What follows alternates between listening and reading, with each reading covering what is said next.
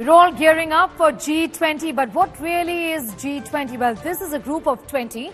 It is the premier forum for international economic cooperation. Comprising of 19 countries in the European Union, it plays an important role in shaping and strengthening global architecture and governance on all major international economic issues.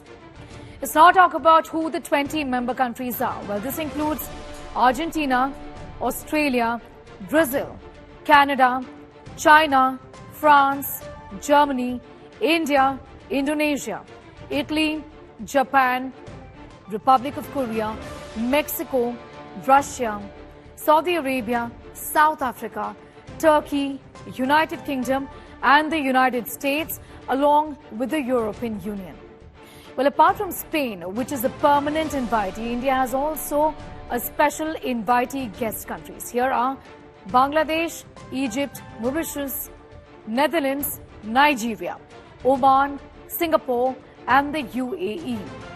International organizations like the United Nations, the International Monetary Fund, World Bank, the World Health Organization, the World Trade Organization or WTO are also invited. All right, let's now talk about the G20 presidency. The G20 summit is held annually under the leadership of a rotating presidency. It is not a permanent institution with headquarters, offices or staff. Instead, its leadership rotates on an annual basis among its members. The year 2023 sees India at the helm. After India, Brazil is going to be taking over the presidency of G20, followed by South Africa in 2025. Let's now talk about the inception of G20. G20 was founded in the year 1999 in the wake of the financial crisis that swept through Southeast Asian economies in the late 1990s.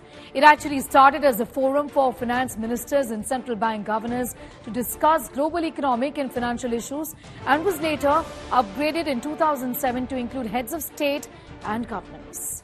So why does the G20 really matter? Together, the nations of the G20 account for around 80% of global economic output, nearly 75% of global trade, two-thirds of the global population, and about 60% of the world's land area.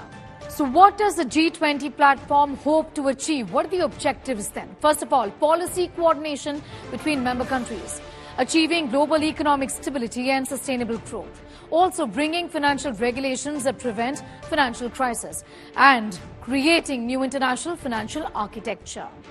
Let's now talk about the past summits. Well, the G20 initially focused largely on broad macroeconomic policy, but it has expanded its ambit. While the 2018 summit in Argentina focused on fair and sustainable development, the 2017 summit in Germany drilled down on issues including corruption, money laundering and international tax havens.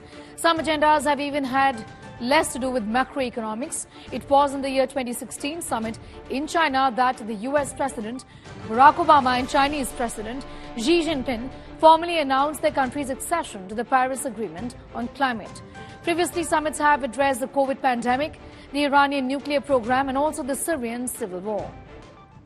What about the G20 logo? Well, this logo draws inspiration from the vibrant colors of India's national flag, saffron, white and green and blue. It juxtaposes planet Earth with the lotus, India's national flower, that reflects growth amid challenges.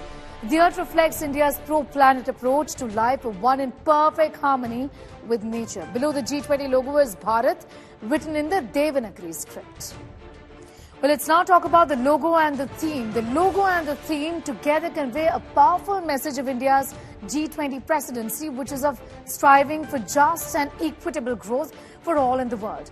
They represent a uniquely Indian approach to our G20 presidency of living in harmony with the surrounding ecosystem.